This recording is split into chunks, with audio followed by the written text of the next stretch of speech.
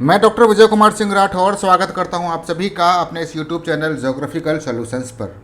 उत्तर प्रदेश शिक्षा सेवा चयन आयोग प्रयागराज ने आखिरकार टीजीटी की परीक्षा को संपन्न करा ही लिया है। ये परीक्षा 3 जून 2026 और 4 जून 2026 दो दिनों में हुई है। सोशल साइंस की परीक्षा 3 जून 2026 को पहली मीटिंग में संपन्न हुई और सोशल साइंस विषय में जैसा कि आप जानते हैं इसके अंतर्गत 4 विषय आते हैं, जिसमें से एक ज्योग्राफी भी होता है। और आज मैं अपने इस वीडियो लेक्चर में इस पेपर में आए हुए ज्योग्राफी के 63 क्वेश्चंस के बिल्कुल सही और सटीक और विश्वसनीय उत्तर आपको उपलब्ध कराने जा रहा हूं। साथ ही साथ हम इस पेपर की एनालिसिस भी करते जाएंगे। आइए शुरू करते हैं आज का अपना वीडियो। पहला क्वेश्चन है, मेंटल के आयतन और द्रव्यमान के संबंध में निम्नलिखित में से कौन सा कथन सही है। पृथ्वी के 3 भाग होते हैं, क्रस्ट, मेंटल और कोर। यहाँ पर मेंटल से संबंधित उसके वॉल्यूम और उसके मास के बारे में 3 स्टेटमेंट दिए हुए हैं और पूछा जा रहा है कि इनमें से कौन सा स्टेटमेंट इसके द्रव्यमान और आयतन के बारे में सही जानकारी दे रहा है। तो मैं आपको बता दूं कि ये एक आसान सवाल है और बहुत ही आसानी से किताबों में ये स्टेटमेंट या ये फैक्ट देखने को मिल जाता है। इस क्वेश्चन का जो सही आंसर है वो ये है कि ये जो मेंटल होता है ये इसके अंतर्गत पूरी पृथ्वी का 83% आयतन समाहित होता है। और अगर हम द्रव्यमान की बात करें पूरी पृथ्वी के, तो इस मेंटल के अंतर्गत पूरी पृथ्वी का 68% 68% द्रव्यमान होता है। तो इस तरीके से इस क्वेश्चन का सही आंसर है ऑप्शन बी। अगला क्वेश्चन बहुत ही ज़्यादा आसान है। दुनिया के सबसे ऊंचे जलप्रपातों में से एक जोग फॉल्स, जोग जलप्रपात किस नदी से बनता है। ये जो जोग वाटरफॉल है इसको गरसोप्पा जलप्रपात भी कहा जाता है। आपसे पूछा जा सकता है कि ये जो जोग जलप्रपात है ये कहाँ पर स्थित है।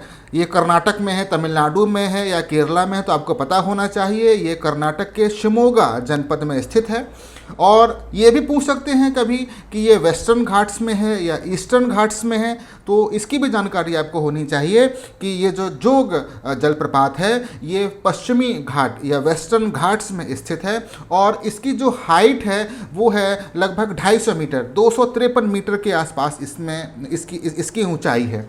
ये जोग जलप्रपात कर्नाटक में शरावती नदी पर बना हुआ है। इसमें 4 अलग अलग कास्केड्स पाए जाते हैं, अलग अलग कास्केड्स, 4 CASCADES अलग अलग 4 कास्केड्स पाए जाते हैं। आप इसको ऐसे समझिए कि जैसे जब जलप्रपात में आप ऊपर से पानी नीचे की ओर गिरता हुआ देखते हैं तो यहाँ पर कास्केड कहने का मतलब है कि जो पानी ऊपर से नीचे की ओर गिर रहा है वो 4 भागों में गिर रहा है। 4 पानी की धाराएं बनी हुई हैं, आप इसको इस तरीके से समझ सकते हैं। और इन चारों ही धाराओं के अलग अलग नाम हैं। जैसे एक धारा का नाम है राजा, एक धारा का नाम है राजा, दूसरी धारा या दूसरे कास्केड का नाम है रानी, तीसरे का नाम है रोरर, रोरर और चौथे का नाम है रॉकेट, रॉकेट।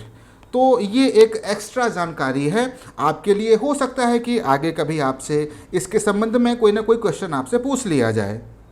अगला क्वेश्चन है क्वेश्चन नंबर 3। ये एक अच्छा क्वेश्चन है। इसमें पूछा जा रहा है कि शहरी आकारिकी में लियोन और वुहान शहरों को किस रूप में वर्गीकृत किया गया है। ये अच्छा क्वेश्चन है, कठिन क्वेश्चन है। टीजीटी के हिसाब से ये क्वेश्चन कठिन है।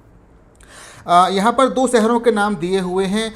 एक शहर है लियोन, LYON, लियोन शहर दिया हुआ है, ये फ्रांस में है, आपको पता होना चाहिए। और दूसरा शहर वुहान, इसको तो कौन नहीं जानता है, ये चाइना में है। ये जो दोनों शहर हैं ये दोनों शहर 2 नदियों के संगम पर स्थित हैं। जैसे ये जो फ्रांस का शहर है लियोन, ये 2 नदियां हैं वहाँ पर, एक है रोन और दूसरी नदी है साओन। इन दोनों नदियों के संगम पर ये फ्रांस स्थित है।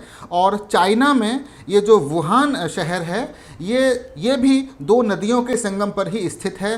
पहली नदी है यांगत्जी, YANTZE, यांगत्जी, और दूसरी है हान, ये दो नदियां हैं, इन दो नदियों के संगम पर चाइना में ये वुहान शहर स्थित है। तो इस तरीके से अगर यहाँ पर हम नगरीय आकारिकी की बात करें तो ये जो दोनों नगर हैं ये न ही प्रशासनिक राजधानियाँ हैं, न ही ये ब्रेक ऑफ बल्क टाउन्स हैं, न ही ये रिलीजियस सेंटर्स हैं, ये संगम शहर हैं। ये संगम शहर हैं जैसे कि अपने यहाँ इलाहाबाद।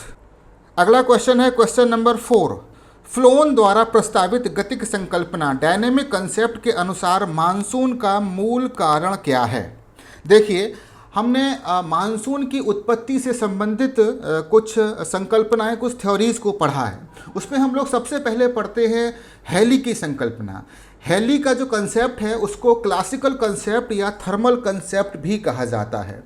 हेली ने बताया था कि ये जो मानसून होता है ये बेसिकली एक बहुत बड़े स्तर पर ये लैंड ब्रीज और सी ब्रीज का ही एक वृहद रूप होता है, ये जो मानसून होता है।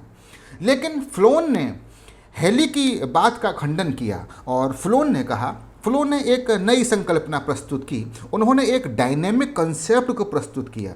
डायनेमिक या गतिशील या गतिक संकल्पना का तात्पर्य ये था कि फ्लोन के अनुसार जो प्रेशर बेल्ट्स होती हैं और जो प्रेशर बेल्ट्स के बीच में जो प्लेनेटरी विंड्स फ्लो करती हैं या बहती हैं, जैसे कि ट्रेड विंड है, तो ये प्रेशर बेल्ट और ये जो प्लेनेटरी विंड्स की ये जो बेल्ट है ये शिफ्ट करती है, ये माइग्रेट करती है। और इन्हीं प्रेशर बेल्ट्स की शिफ्टिंग के कारण ही ये जो भारत में जो मानसून देखा जाता है उसका प्रमुख कारण ही इन प्रेशर बेल्ट्स की शिफ्टिंग होता है।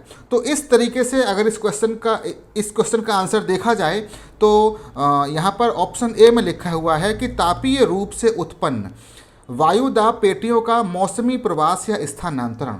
ये जो सूर्य का जो उत्तरायण और दक्षिणायन होता है उसके कारण ही प्रेशर बेल्ट्स ऊपर या नीचे की ओर, उत्तर की ओर या दक्षिण की ओर माइग्रेट करती हैं और इसी के कारण भारत में मानसून की उत्पत्ति होती है। ये इस क्वेश्चन का सही आंसर है। बाकी तीनों स्टेटमेंट गलत हैं। अगला क्वेश्चन नंबर 5 एक बहुत ही अच्छा क्वेश्चन है। यहाँ पर कुछ कंडीशंस दी हुई हैं। तापमान दिया हुआ है 15 से 25 डिग्री सेल्सियस, वर्षा की मात्रा दी हुई है 50 से 75 डिग्री सेल्सियस, मिट्टी दी हुई है जलोढ़ प्रकार की मिट्टी है, और अन्य कारकों में दिया हुआ है कि यहाँ पर कम से कम 100 पाला रहित दिन होने चाहिए। अब ये जो 4 कंडीशन दी हुई हैं ये किस फसल से संबंधित हैं? ये चावल से संबंधित हैं, चाय से संबंधित हैं, गेहूं से संबंधित हैं या कपास से संबंधित हैं?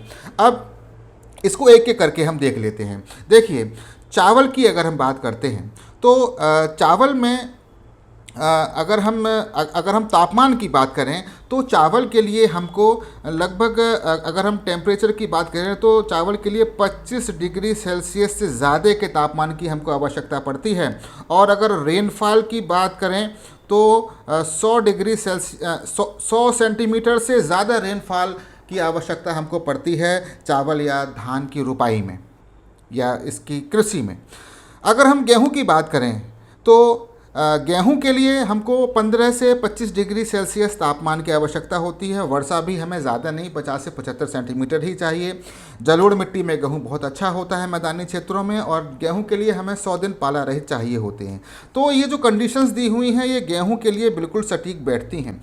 चाय के लिए हमको और भी ज़्यादा तापमान चाहिए और चाय के लिए हमको और भी ज़्यादा वर्षा की आवश्यकता होती है। और कपास से संबंधित अगर हम बात करें तो अगर यहाँ पर लिखा हुआ है 100 पाला रहित दिन, जबकि कपास के लिए हमको लगभग 7 महीने 210 दिन पाला रहित चाहिए होते हैं। ये एनसीईआरटी में लिखा हुआ है, सब कुछ ही एनसीईआरटी में लिखा हुआ है। पाला रहित 210 दिन चाहिए हमको कपास के लिए। तो अगर इन चारों फसलों में देखा जाए तो गेहूं जो है, गेहूं की पैदावार के लिए ये जो चारों कंडीशंस हैं वो बिल्कुल एक्यूरेट बैठती हैं। अगला क्वेश्चन है क्वेश्चन नंबर 6। यहाँ पर कुछ देश दिए हुए हैं, मोजाम्बिक, एस्वातिनी या स्वाजीलैंड, जिम्बाब्वे और बोत्सवाना। पूछा जा रहा है कि इन चारों अफ्रीकी देशों में से कौन से देश मकर रेखा पर स्थित हैं। तो आपको याद होना चाहिए, आपको पता होना चाहिए कि अफ्रीका के कौन कौन से देश जो हैं वो मकर रेखा पर स्थित हैं। जैसे अफ्रीका के 5 देश मकर रेखा पर स्थित हैं। अगर हम पश्चिम से पूर्व की बात करें, अगर हम वेस्ट से वेस्ट से ईस्ट की अगर हम बात करें, ये क्रम भी आपको पता होना चाहिए, कभी भी कुछ भी पूछ सकता है। जिस तरीके का पेपर बनाए जा रहे हैं उसके आधार पर कुछ भी पूछा जा सकता है।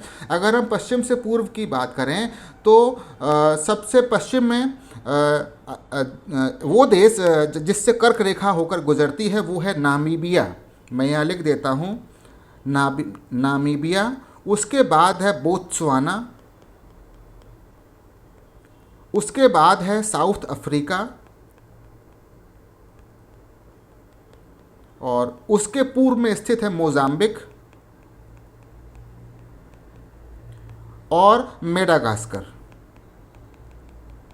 इन चारों ही अफ्रीकी देशों में से होते हुए मकर रेखा गुजरती है। ये इनका वेस्ट टू ईस्ट क्रम बना हुआ है, ये भी आपको याद होना चाहिए, कभी भी आपसे पूछ सकता है। तो इस तरीके से अगर हम देखें तो यहाँ पर बोत्सवाना दिया हुआ है और यहाँ पर मोजाम्बिक दिया हुआ है, जबकि एस्वातिनी या स्वाजीलैंड और जिम्बाब्वे से होते हुए ये मकर रेखा नहीं गुजरती है। तो इस तरीके से इसमें पहला और चौथा, पहले और चौथे के आधार पर अगर हम देखें तो इसमें ऑप्शन सी जो है वो सही होगा। ये ऑप्शन सी इसके लिए बिल्कुल सही होगा। अगला क्वेश्चन है क्वेश्चन नंबर 7। बहुत ही आसान सवाल है। दो पारिस्थितिकी तंत्र, दो इकोसिस्टम के मध्य का जो संक्रमण क्षेत्र, जो ट्रांजिशन जोन होता है, उसको क्या क्या कहा जाता है? तो इस क्वेश्चन का सही आंसर है कि दो इकोसिस्टम के बीच का जो संक्रमण क्षेत्र या ट्रांजिशन जोन होता है उसको इकोटोन कहा जाता है। अगला क्वेश्चन, क्वेश्चन नंबर 8, थोड़ा सा कठिन सवाल है। अगर आप इस जानवर को पहचानते नहीं हैं, अगर आपने इस जानवर को देखा नहीं है और कहाँ पर ये बैठा हुआ दिखाई देता है, अगर आपने इस पर गौर नहीं किया है तो इस क्वेश्चन को सही कर पाना थोड़ा सा मुश्किल है।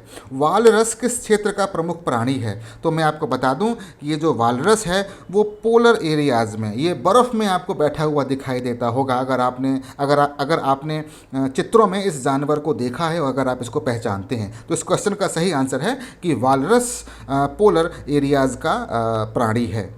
अगला क्वेश्चन है क्वेश्चन नंबर 9। निम्नलिखित में से कौन एक सुमेलित नहीं है? यहाँ पर जनजातियाँ दी हुई हैं और निवास क्षेत्र दिए हुए हैं। अब इनको मैच करना है। बांटू सहारा, मसाई पूर्वी अफ्रीका, सेमांग मलेशिया, नुबा सूडान। तो इनमें से मैं आपको बता दूं कि जो सही से सुमेलित हैं वो मसाई पूर्वी अफ्रीका में मिलते हैं, सेमांग मलेशिया में मिलते हैं, नुबा सूडान में मिलते हैं।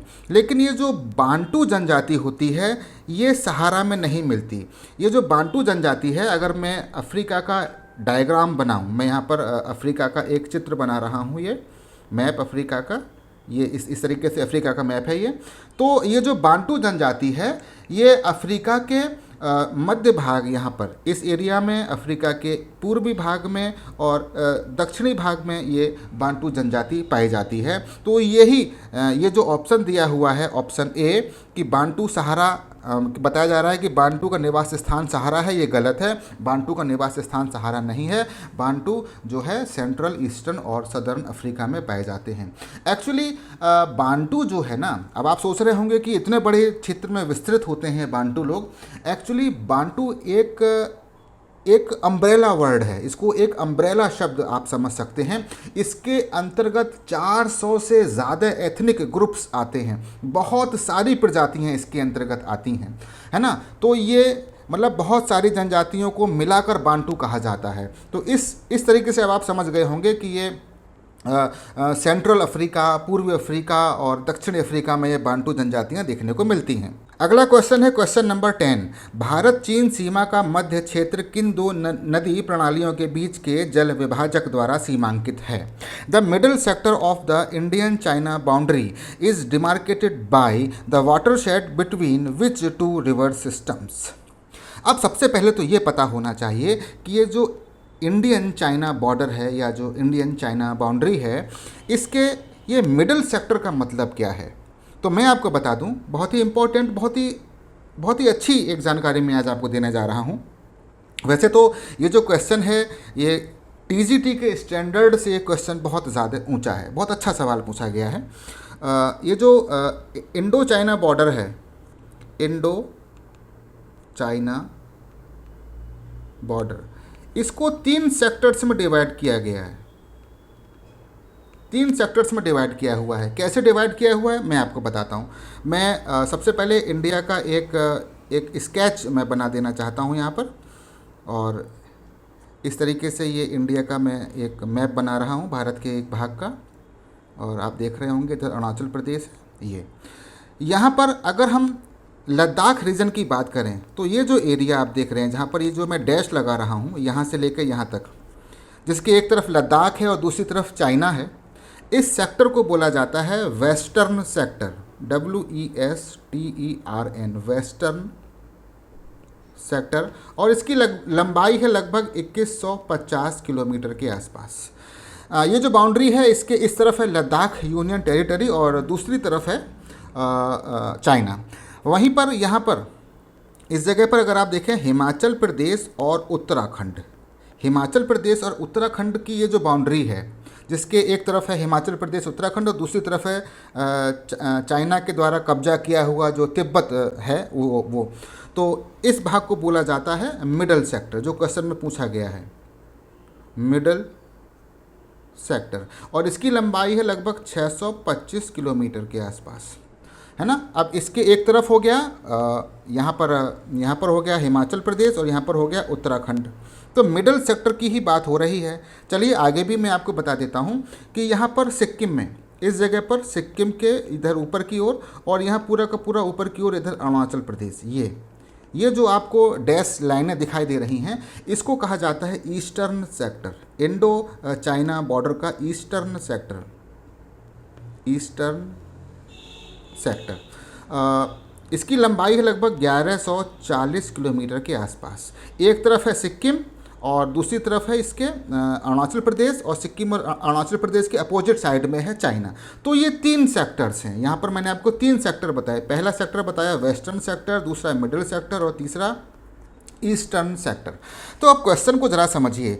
Middle sector of Indo China border is demarcated, अब उसका हमको सीमांकन करना है। Demarcated by the water shade between which 2 river system.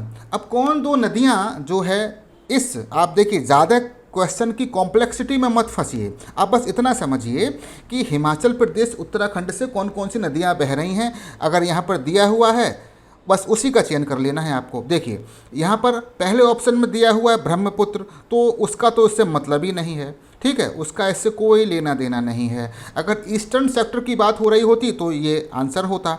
अब आगे दिया हुआ सतलज और गंगा, तो सतलज का मतलब हो गया कि मतलब ये सतलज नदी हिमाचल प्रदेश से भी निकल रही है और गंगा उत्तराखंड से निकल रही है, तो ये आंसर हो सकता है। लेकिन अभी इसके आगे भी ज़रा देख लेते हैं। देखिए आगे हम देखें स्पीति और पारेचू नदी, ये जो दोनों नदियां हैं ये सिर्फ और सिर्फ हिमाचल प्रदेश में हैं। ये दोनों नदियां हिमाचल प्रदेश में, उत्तराखंड में नहीं है। इनका जो वाटर शेड है वो उत्तराखंड में नहीं है। वैसे ही इंडस, अब इंडस तो हिमाचल प्रदेश के उत्तर में हो गई ना, अब ये हो गई जाके जम्मू कश्मीर में। इंडस नदी लद्दाख और जम्मू कश्मीर से गुजर रही है, उसका हिमाचल प्रदेश से कुछ लेना देना नहीं है, उसका वाटर शेड हिमाचल प्रदेश में नहीं आ रहा है, तो ये भी नहीं हो सकता, ये भी नहीं हो सकता। तो जो 2 नदियां बची, एक तरफ सतलज जो कि हिमाचल प्रदेश में है और एक तरफ गंगा जो कि उत्तराखंड में है, तो ये इन 2 नदियों का जो वाटर शेड है उससे ये जो मिडिल सेक्टर है इंडो चाइना बॉर्डर का, वो डिमार्केट होता है। तो इस क्वेश्चन का सही आंसर है ऑप्शन बी। अगला क्वेश्चन है क्वेश्चन नंबर 11।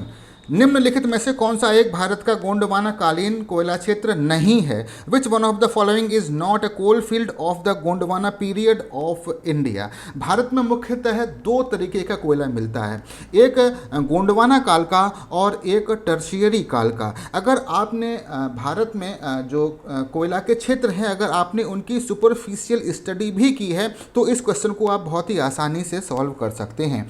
यहाँ पर लिखा हुआ है Kalakot.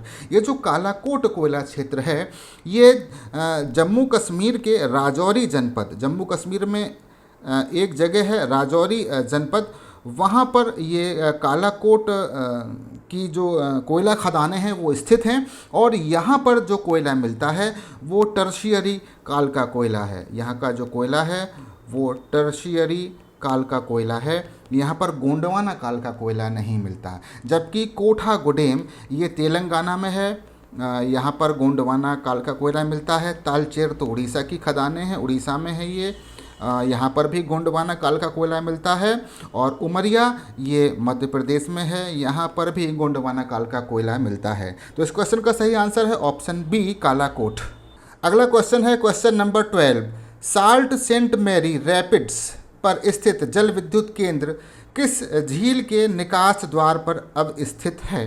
The hydro power stations at the Sault Sainte Marie rapids are located at the outlet of which lake. देखिए, अगर आपने यूएसए की इन झीलों के बारे में पढ़ा है, आपने ओंटारियो के बारे में पढ़ाई की है, आपने इरी को पढ़ा है, ह्यूरन को पढ़ा है या सुपीरियर को भी पढ़ा है, तो आप इस क्वेश्चन को बहुत ही आसानी से कर लेंगे। देखिए, अगर आप ये जानते हैं, अगर आपको सिर्फ इतना पता है कि एक नदी है, उस नदी का नाम है Saint Mary river. Saint Mary यहाँ पर लिखा हुआ है, सेंट मैरी ये एक नदी है, ये एक नदी है, इसका नाम है सेंट मैरी रिवर। ये सेंट मैरी रिवर किन दो झीलों को जोड़ती है, अगर आपको ये पता चल जाएगा तो आप इस क्वेश्चन को बहुत ही आसानी से सॉल्व कर लेंगे।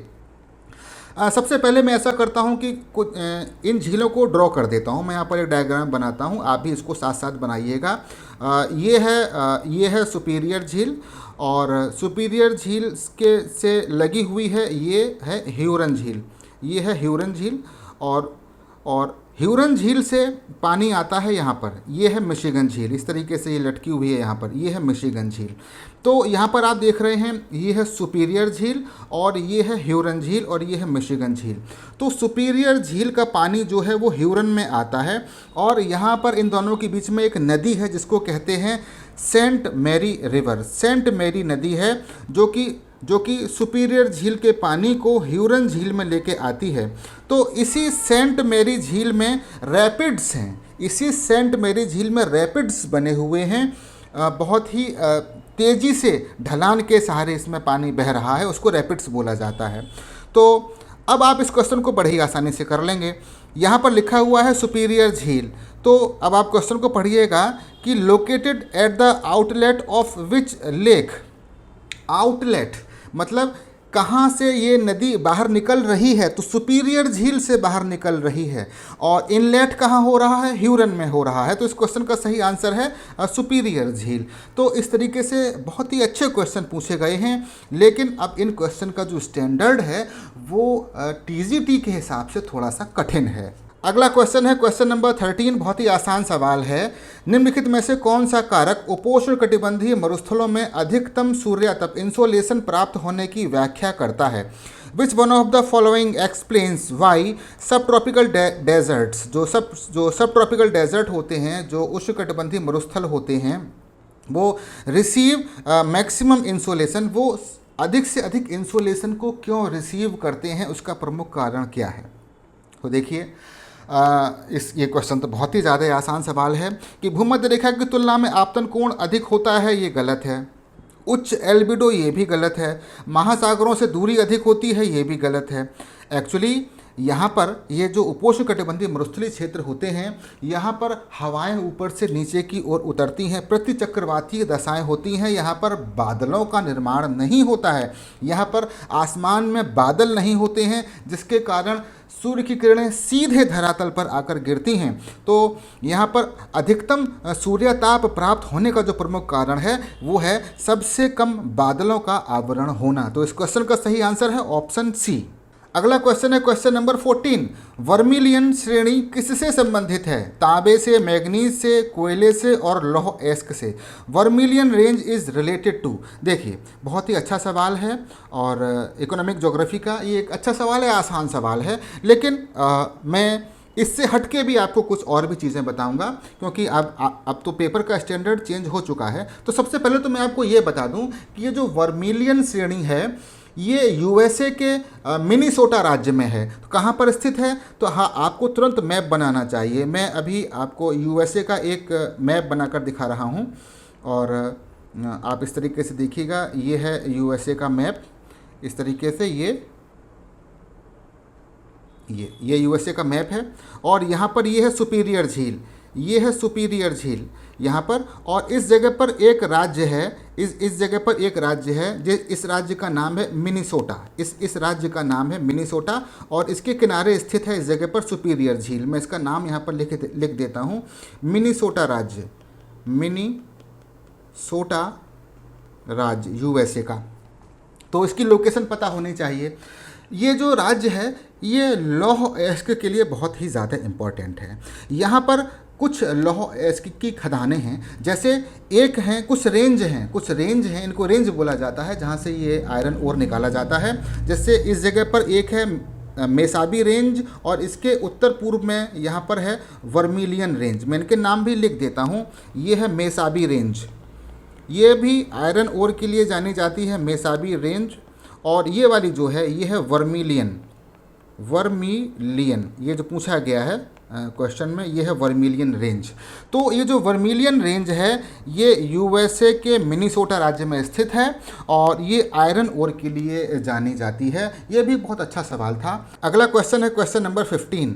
जापान के निम्नलिखित औद्योगिक प्रदेशों का पश्चिम से पूर्व की ओर सही क्रम बताइए। देखिए यहाँ पर 4 जापान के औद्योगिक प्रदेश दिए हुए हैं। अब इनका पश्चिम से पूर्व की ओर हमको क्रम बताना है। तो सबसे पहले हम जापान के मैप में इन चारों ही औद्योगिक प्रदेशों को इंडिकेट करेंगे, यहाँ पर दिखाएंगे, हम शो करेंगे। तो सबसे पहले हम क्या करते हैं, जापान का जो मैप है हम उसको ड्रॉ करते हैं। ये है जापान का एक द्वीप जिसका नाम है होक्काइडो, और इसके नीचे यहाँ पर स्थित है ये द्वीप जिसका नाम है होन्शु। ये यहाँ पर ये होन्शु द्वीप है। मैं एक स्केच बना दे रहा हूँ उसका इस तरीके से। होन्शु के नीचे यहाँ पर एक और द्वीप है जिसका नाम है शिकोकू, और यहाँ पर एक द्वीप है जिसका नाम है क्यूशु। ठीक है, तो मैं इनके नाम भी लिख देता हूँ। होक्काइडो, HOKKAIDO, होक्काइडो, और ये है होन्शु, HONSHU, जो कि जापान का सबसे बड़ा द्वीप है। और ये है शिकोकू, SHIKOKU, शिकोकू। और ये वाला जो द्वीप है इसका नाम है क्यूशु, KYUSHU, क्यूशु। अब हम इन चारों ही द्वीपों में इन 4 इंडस्ट्रियल रीजन्स को ड्रॉ करेंगे। तो जहाँ पर इस जगह पर, यहाँ पर इस जगह पर ये जो होन्शु का ये वाला जो भाग है, ये वाला जो भाग है आप यहाँ पर देख रहे होंगे, यहाँ पर एक इंडस्ट्रियल रीजन है, और इस इंडस्ट्रियल रीजन का नाम है टोक्यो याकोहामा। इसका नाम है Tokyo Yokohama, YAKOHAMA, Tokyo Yokohama industrial region ये है। और इसके बगल में इस जगह पर, यहाँ पर इस जगह पर, जस्ट इसके किनारे, इस जगह पर, ये जो रेड कलर से मैं ड्रॉ कर रहा हूँ, इस जगह पर ये जो इंडस्ट्रियल रीजन है, इस इंडस्ट्रियल रीजन का नाम है, जो जस्ट इसके पश्चिम में स्थित है, इसका नाम है Nagoya, NAGOYA, Nagoya industrial region. और इसके और पश्चिम में, इसके और भी पश्चिम में एक और इंडस्ट्रियल रीजन है इस जगह पर, यहाँ पर, इस जगह पर मैं ड्रॉ कर रहा हूँ। ये इस इंडस्ट्रियल रीजन का नाम है, ये जो इंडस्ट्रियल रीजन है इसका नाम है Kobe, KOBE, Kobe, Osaka, OSAK, Kobe, Osaka, Kyoto, KYOTO, Kyoto industrial region इसका नाम है। और इस जगह पर ये जो क्यूशु द्वीप है, इसके यहाँ उत्तर में, इस जगह पर अगर देखा जाए, ये जो क्यूशु द्वीप है, इस जगह पर अगर देखा जाए तो ये जो इंडस्ट्रियल रीजन है इसका नाम है नागासाकी, NAGASAKI, नागासाकी मोजी इंडस्ट्रियल रीजन। तो ये चारों ही मैंने यहाँ पर इंडिकेट कर दिए हैं। तो अगर अब हम इनको अगर देखें पश्चिम से पूर्व की ओर, तो सबसे पश्चिम में जो है, जो सबसे पश्चिम में है वो है नागासाकी मोजी इंडस्ट्रियल रीजन नंबर 1, और उसके पूर्व में है कोबे नंबर 2, उसके पूर्व में है नगोया नंबर 4, और उसके पूर्व में, मतलब सबसे पूर्व में स्थित है टोक्यो याकोहामा नंबर 3। तो पश्चिम से पूर्व ये क्रम है इनका। अगर हम ऑप्शन में देखें तो ऑप्शन डी जो है वो हमारे इस क्रम से मैच कर रहा है, 1 2 4 3। यही इस क्वेश्चन का बिल्कुल सही और सटीक आंसर है। क्वेश्चन नंबर 16 बहुत ही अच्छा क्वेश्चन है, और TGT के लेवल का तो बिल्कुल भी नहीं है। अब ऐसे क्वेश्चन TGT में नहीं पूछे जाने चाहिए। यहाँ पर कहा जा रहा है कि स्थिर अवस्था सिद्धांत स्टेडी स्टेट थ्योरी के संदर्भ में निम्नलिखित में से कौन सा एक मूल प्रतिपादन है? In the context of steady state theory which one of the following is a fundamental postulate. यहाँ पर बात हो रही है स्टेडी स्टेट थ्योरी की, स्थिर अवस्था सिद्धांत की बात हो रही है और कुछ 4 स्टेटमेंट दिए हुए हैं। अब उसमें से हमको देखना है कि कौन इस सिद्धांत से संबंधित है। चलिए सबसे पहले तो हम लोग ये जान लें कि ये जो स्टेडी स्टेट थ्योरी है इसको दिया किसने था। तो 1948 में 3 विद्वान थे। एक हैं बॉन्डी BONDI बॉन्डी, दूसरे हैं गोल्ड GOLD गोल्ड और तीसरे हैं होयल HOYLE। इन तीनों लोगों ने मिलके ये स्थिर अवस्था सिद्धांत स्टेडी स्टेट थ्योरी का प्रतिपादन किया था, इस थ्योरी का निर्माण किया था। अब इस थ्योरी में क्या कहा जा रहा है, ज़रा इस बात को समझ लीजिए। इसमें 3 मुख्य बातें हैं इस थ्योरी में। पहली बात तो ये है कि यूनिवर्स इज एक्सपेंडिंग। ये तो बिग बैंग में भी कहा जा रहा है कि यूनिवर्स एक्सपेंड कर रहा है, लेकिन यहाँ पर एक चीज़ है, यहाँ पर कहा जा रहा है स्टेडी स्टेट थ्योरी में कि यूनिवर्स एक्सपेंड कर रहा है, लेकिन जो एवरेज डेंसिटी है वो कॉन्स्टेंटली मेंटेन बनी हुई है लगातार। यूनिवर्स एक्सपेंड कर रहा है, लेकिन उस यूनिवर्स की जो एवरेज डेंसिटी है वो लगातार सतत रूप से वैसी ही बनी हुई है। कहने का मतलब ये है कि जैसे जैसे यूनिवर्स एक्सपेंड करता चला जाता है, मैटर का निर्माण सतत रूप से होता रहता है, इस थ्योरी में कहा गया है। और दूसरी बात इस थ्योरी में कही गई है कि यूनिवर्स हमेशा से एग्जिस्ट करता था। यूनिवर्स हैज़ ऑलवेज एग्जिस्टेड और हमेशा एग्जिस्ट करता रहेगा। कोई शुरुआत नहीं है और कोई अंत नहीं है। इस थ्योरी में कहा गया है कि यूनिवर्स की कोई शुरुआत नहीं है, यूनिवर्स का कोई अंत नहीं है। ये इस थ्योरी की 2-3 प्रमुख बातें हैं। लेकिन जो बिग बैंग थ्योरी है उसमें कहा जाता है कि हमारा यूनिवर्स एक्सपेंड कर रहा है, लेकिन मैटर जो मैटर, नए मैटर का निर्माण नहीं हो रहा है, मैटर डाइल्यूट होता चला जा रहा है। जबकि स्टेडी स्टेट थ्योरी में कहा जा रहा है कि नए मैटर का निर्माण हो रहा है। अब हम जरा इसमें दिए हुए इन स्टेटमेंट्स को पढ़ते हैं। तो जो पहला वाला जो स्टेटमेंट कहा जा रहा है वो है ब्रह्मांड प्रसार और संकुचन के बीच दोलन करता है। एक्चुअली ये एक दूसरी थ्योरी है जिसका नाम है ऑक्सीलेटिंग यूनिवर्स थ्योरी या पल्सेटिंग यूनिवर्स थ्योरी। उसमें कहा जाता है कि ब्रह्मांड एक्सपेंशन और कॉन्ट्रैक्शन के बीच दोलन करता रहता है। तो ये जो स्टेटमेंट है वो स्टेडी स्टेट थ्योरी से संबंधित बिल्कुल भी नहीं है। अगला स्टेटमेंट कहा जा रहा है CMBR से संबंधित है, कॉस्मिक माइक्रोवेव बैकग्राउंड रेडिएशन। इसकी जो एग्जिस्टेंस है हमारे ब्रह्मांड में, इसकी स्थिति के लिए प्राथमिक प्रमाण देता है। एक्चुअली यहाँ पर ये कहा जा रहा है कि ये जो CMBR की डिस्कवरी हुई है ना, ये स्टेडी स्टेट थ्योरी का विरोध करती है ना, उसके अगेंस्ट एविडेंस प्रस्तुत करती है CMBR की खोज। जबकि ये जो CMBR है ये बिग बैंग थ्योरी का समर्थन करता है। तो ये स्टेटमेंट भी जो है वो स्टेडी स्टेट थ्योरी से संबंधित नहीं है। तीसरा स्टेटमेंट कहा जा रहा है कि ब्रह्मांड का ना तो कोई आरंभ है और ना ही कोई अंत है। अभी मैंने आपसे कहा था कि कोई बिगनिंग नहीं है, कोई एंड नहीं है, और यही स्टेटमेंट इस क्वेश्चन का सही आंसर है। अगला है कि आकाश गंगाएं पीछे हटती हैं लेकिन उनके बीच का भौतिक स्थान समय के साथ स्थिर रहता है। ये स्टेटमेंट भी इस स्टेडी स्टेट थ्योरी से संबंधित नहीं है। तो ये जो क्वेश्चन है बहुत अच्छा क्वेश्चन था और आपको पता भी होना चाहिए, और मैंने सफिशिएंट जानकारी इस क्वेश्चन से संबंधित आपको दे भी दी है, और इस क्वेश्चन का सही आंसर है ऑप्शन C। अगला क्वेश्चन है क्वेश्चन नंबर 17। आधुनिक भूगोल के 19वीं सदी के किस संस्थापक ने अपनी कृति अर्धकुंडे में भौतिक पृथ्वी और उसके निवासियों के बीच संबंध का अध्ययन करने के लिए आगमनात्मक दृष्टिकोण का उपयोग किया? अरे इतना लंबा क्वेश्चन देने की क्या ज़रूरत थी। सीधा सीधा आप इतना समझिए कि ये जो अर्धकुंडे बुक है वो इसमें से किसने लिखी है, आपको पता ही होगा। बहुत ही आसान सवाल है। इस बुक को लिखने वाले जो हैं वो हैं कार्ल रिटर। अगला क्वेश्चन है क्वेश्चन नंबर 18। हॉर्मुज जलडमरू मध्य से। क्वेश्चन तो एक्सपेक्टेड था ही। अभी मुख्य मुद्दा ही इसी जलडमरू मध्य के आसपास संकेंद्रित है, तो इससे क्वेश्चन आया है। ये कोई बहुत चौंकाने वाली बात नहीं है, लेकिन बहुत ही आसान सवाल आया है। मैंने इस पर एक वीडियो भी बनाया था। अब बहुत ही आसान सवाल है। हॉर्मुज जलडमरू मध्य किसके मध्य स्थित है, तो इसका सही आंसर है ए, फारस की खाड़ी और ओमान की खाड़ी के बीच में ये हॉर्मुज जलडमरू मध्य स्थित है। अगला क्वेश्चन है क्वेश्चन नंबर 19। निम्नलिखित क्षेत्रों या शहरों में दक्षिण पश्चिम मानसून के सामान्य आगमन का सही कालानुक्रमिक क्रम पहचानिए। देखिए, भारत में दक्षिण पश्चिम मानसून, ये इंडिया का मैप है, तो इस तरीके से दक्षिण पश्चिम मानसून आता है।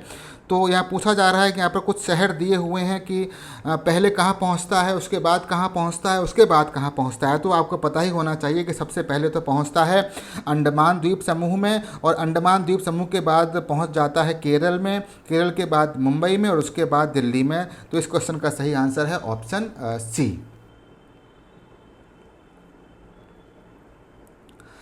अगला क्वेश्चन है क्वेश्चन नंबर 20। निम्नलिखित में से भारतीय नगरों के किस जोड़े की पहचान उनके नागरिक और सैन्य मिलिट्री घटकों के एक दूसरे के निकट होने के रूप में की गई है। तो देखिए, यहाँ पर भारत के कुछ नगर दिए हुए हैं, जैसे पिलानी पंतनगर है, विशाखापत्तनम मंगलौर है, अलीगढ़ वाराणसी है, मेरठ और रुड़की है। तो इसमें से पूछा जा रहा है कि यहाँ पर मतलब ये जो नगरों के जोड़े दिए हुए हैं उनकी पहचान उनके नागरिक और सैन्य मिलिट्री घटकों के एक दूसरे के निकट होने के रूप में की गई है। तो इस क्वेश्चन का जो सही आंसर है वो है मेरठ और रुड़की। इन दोनों ही नगरों में कैंटोनमेंट एरिया भी हैं और सिविल एरिया भी हैं, है ना। इन दोनों ही नगरों में कैंट एरिया भी है और सिविल एरिया भी है। इस तरीके से इस क्वेश्चन का सही आंसर है ऑप्शन डी। अगला क्वेश्चन है क्वेश्चन नंबर 21। निम्नलिखित में से कौन सा विकल्प एक ठंडी धारा, ठंडी कोल्ड ओशन करंट के बारे में क्वेश्चन है, ठंडी धारा और उसके प्रवाह की विशिष्ट दिशा की सही पहचान करता है। अब यहाँ पर 4 धाराएं दी हुई हैं, हम्बोल्ट धारा, ब्राजीलियाई धारा, क्यूरोशियो धारा और गल्फ स्ट्रीम धारा। तो अब आपको पता होना चाहिए, अब क्वेश्चन तो बहुत बड़ा दिया हुआ है। पहले क्वेश्चन कैसे पूछा जाता था कि निम्नलिखित में से कौन सी ठंडी धारा है, लेकिन अब क्वेश्चन को लेंदी कर दिया गया है। क्वेश्चन वही है, बस क्वेश्चन को लेंदी कर दिया गया है ताकि आप क्वेश्चन देखने से पहले ही घबरा जाएं और गलत करके चले आएं। तो यहाँ पर ठंडी धारा की बात हो रही है, तो ब्राजीलियाई धारा, क्यूरोशियो धारा, गल्फ स्ट्रीम, ये सभी गर्म धाराएं हैं। सिर्फ और सिर्फ हम्बोल्ट या ये जो पेरू धारा है, जो कि साउथ अमेरिका के पश्चिमी तट पर प्रवाहित होती है, ये ही एकमात्र ठंडी धारा है और इस क्वेश्चन का सही आंसर है।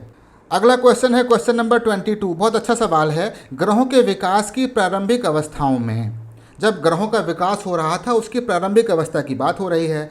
मैं संसंजन की प्रक्रिया के दौरान, मतलब जब कण एक दूसरे से चिपक रहे थे, एक दूसरे से मिल रहे थे, के दौरान बड़ी संख्या में बनने वाले छोटे छोटे पिंडों का वर्णन करने के लिए कौन सा पद प्रयुक्त होता है। कहने का मतलब ये है कि जब ग्रहों का विकास हो रहा था, जब छोटे छोटे तत्व मिल रहे थे, कण मिल रहे थे, तो उनसे बहुत अधिक संख्या में छोटे छोटे पिंडों का निर्माण हो गया था और आपको पता है कि इनको कहा जाता है ग्रहाणु या प्लेनेटिसिमल। अगला क्वेश्चन है क्वेश्चन नंबर 23। 0 से 6 वर्ष आयु के बच्चों को छोड़कर 7 वर्ष और उससे अधिक आयु की जनसंख्या के साक्षरता स्तर को मापने वाली जनसांख्यिकीय संकेतक कौन सा है। मतलब 0 से 6 साल के बच्चों को छोड़ दीजिए, अब 7 वर्ष और उससे अधिक आयु की जनसंख्या के साक्षरता स्तर को हमको मेज़र करना है। तो किसके सहारे मेज़र करेंगे? ये क्रूड लिटरेसी रेट के सहारे, क्रूड लिटरेसी इंडेक्स के सहारे, या टोटल एनरोलमेंट रेशियो के माध्यम से इसको मेज़र किया जाएगा, या इफ़ेक्टिव लिटरेसी रेट के माध्यम से इसको मेज़र किया जाएगा। तो मैं आपको बता दूं कि इफ़ेक्टिव लिटरेसी रेट जो है इस क्वेश्चन का सही आंसर है। और इसका मैं आपको फार्मूला बता देता हूँ। इसका फार्मूला है नंबर ऑफ लिटरेट पर्सन्स। मैं यहाँ लिख भी देता हूँ नंबर ऑफ लिटरेट, शिक्षित literate persons number of literate persons aged 7 and above, 7 साल के ऊपर के सभी शिक्षित लोग। और नीचे होगा पॉपुलेशन एज्ड 7 एंड अबव, 7 साल से ऊपर के लोगों की पूरी जनसंख्या। अब इन दोनों को भाग दे दिया जाए और 100 से गुणा कर दिया जाए, इससे हमको प्राप्त होता है इफ़ेक्टिव लिटरेसी रेट। अगर ये फार्मूला आपको याद है तो आप बहुत ही आसानी से इस क्वेश्चन को सॉल्व कर सकते हैं। यहाँ पर कहा गया है कि 0 से 6 वर्ष आयु के बच्चों को छोड़ दिया जाए। अब 7 वर्ष और उससे अधिक आयु की जनसंख्या के साक्षरता स्तर को मापने वाली जो डेमोग्राफिक इंडिकेटर है वो है इफ़ेक्टिव लिटरेसी रेट। तो ये इस क्वेश्चन का बिल्कुल सही आंसर है। अगला क्वेश्चन भी बहुत अच्छा क्वेश्चन है, मैपिंग का क्वेश्चन है, और ये भी जो यूएसए की ग्रेट लेक्स हैं उससे संबंधित क्वेश्चन आया है। निम्नलिखित शहरों में से कौन सा शहर मिशिगन झील के तट पर स्थित नहीं है? ये बहुत अच्छा सवाल है और मैपिंग का ये क्वेश्चन है। ये क्वेश्चन गलत नहीं होना चाहिए, लेकिन हाँ इतना ज़रूर है कि ये टीजीटी के लेवल का क्वेश्चन नहीं है, ये पीजीटी के लेवल का क्वेश्चन है। तो मैं आपको बता दूं कि शिकागो, गैरी और मिलवाउकी, ये जो तीनों नगर हैं ये मिशिगन झील के तट पर स्थित हैं, उसके किनारे स्थित हैं। लेकिन बफलो ये जो शहर है ये इरी झील के तट पर स्थित है। तो इस क्वेश्चन का सही आंसर है ऑप्शन डी। अगला क्वेश्चन है क्वेश्चन नंबर 25। बहुत अच्छा सवाल है, बहुत सरल सवाल है। यहाँ पर कुछ पेड़ दिए हुए हैं और बताना है कि कौन सा सही सुमेलित है, कौन सा सही सुमेलित नहीं है। तो जैसे चिनूक है, चिनूक रॉकीज़ में, ये जो चिनूक हवाएं होती हैं ये रॉकीज़ में बहती हैं, ये बिल्कुल सही है। फ़ोन हवाएं ओल्पस में चलती हैं, बुरान हवाएं मध्य एशिया में चलती हैं। लेकिन जो शांत आना है ये आइसलैंड में नहीं चलते, ये आइसलैंड में फ्लो नहीं करती हैं ये हवाएं, ये दक्षिणी कैलिफोर्निया में चलती हैं। तो इस तरीके से इस क्वेश्चन का सही आंसर है ऑप्शन ए। अगला क्वेश्चन है क्वेश्चन नंबर 26। बहुत ही आसान सवाल है लेकिन बहुत घुमा के पूछा गया है तो कन्फ्यूज होने का चांस बहुत ज़्यादा है। महासागरीय तल की कौन सी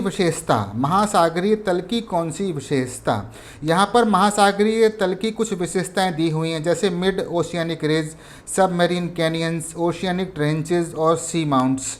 तो इन महासागरीय तल की विशेषताओं में से कौन सी स्थल मंडलीय या लिथोस्फेरिक प्लेट विवर्तनिकी के विश्लेषण के लिए सबसे महत्वपूर्ण है? ये जो प्लेट टेक्टोनिक्स है, प्लेट टेक्टोनिक्स में हम लिथोस्फीयर को पढ़ते हैं, उसके विश्लेषण के लिए इन चारों में से कौन सी महासागरीय विशेषता सबसे ज़्यादा महत्वपूर्ण है?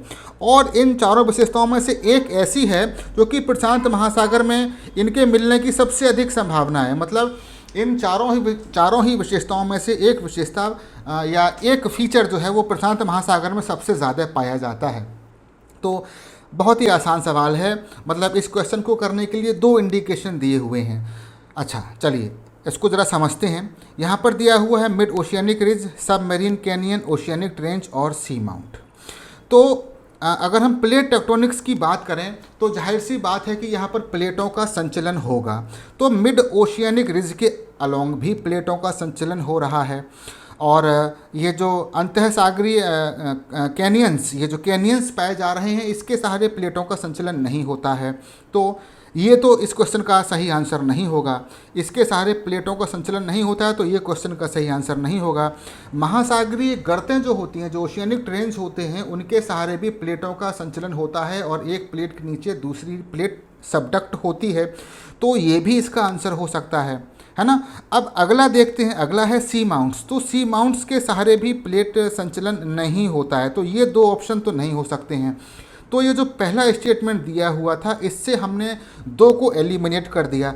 अब हमें ये देखना है कि मिड ओशियानिक रिज और ओशियानिक ट्रेंचेस में से कौन प्रशांत महासागर में सबसे ज़्यादा पाए जाते हैं। तो महासागरीय गर्त ओशियानिक ट्रेंचेस जो होती हैं वो प्रशांत महासागर में सबसे ज़्यादा पाई जाती हैं और यही ऑप्शन सी ओशियानिक ट्रेंचेस इस क्वेश्चन का बिल्कुल सही आंसर है। अगला क्वेश्चन है क्वेश्चन नंबर 27। वर्ष के किन 2 दिनों में सूर्य भूमध्य रेखा पर लंबवत होता है? बहुत ही आसान सवाल है। ये लेबल है टीजीटी का और आपको इसका आंसर पता होगा। 21 मार्च और 23 सितंबर को सन की रेज जो हैं वो भूमध्य रेखा पर लंबवत गिरती हैं, या कहा जाए कि सन जो है भूमध्य रेखा पर बिल्कुल लंबवत होता है।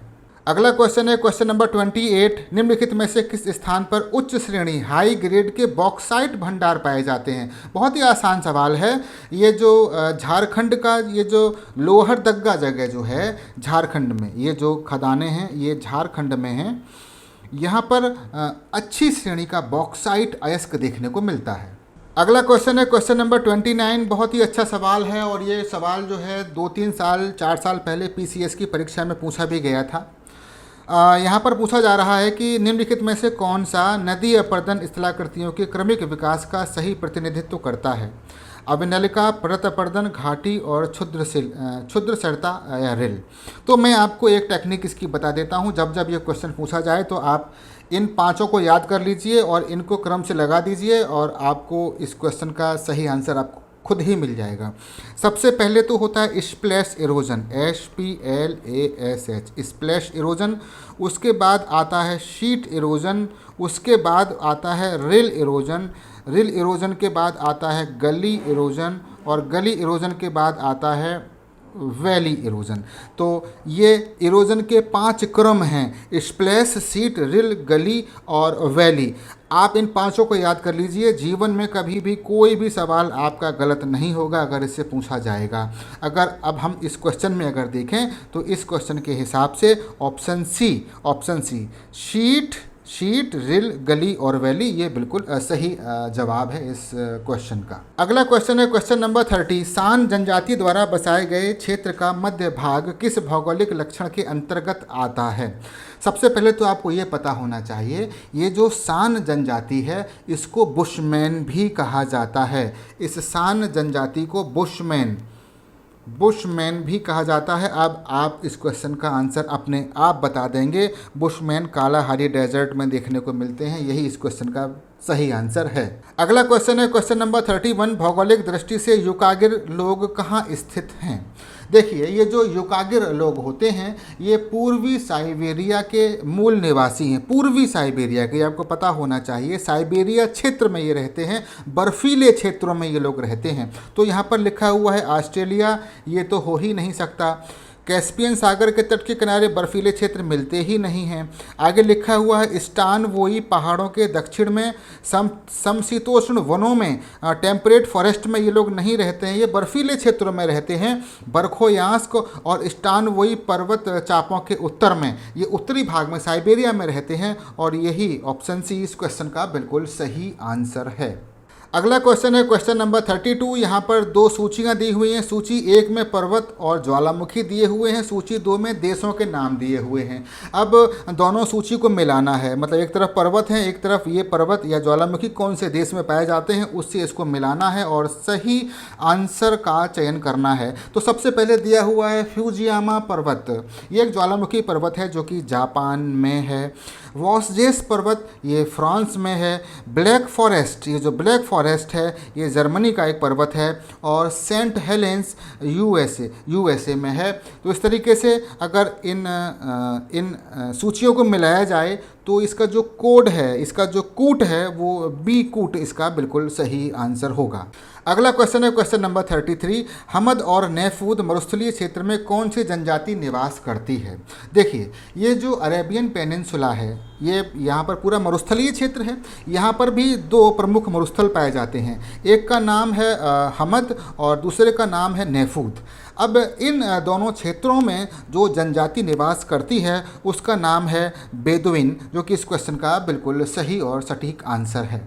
अगला क्वेश्चन क्वेश्चन नंबर 34। बहुत ही आसान सवाल है। निम्नलिखित में से कौन छत्रकशिला मशरूम रॉक का दूसरा नाम है?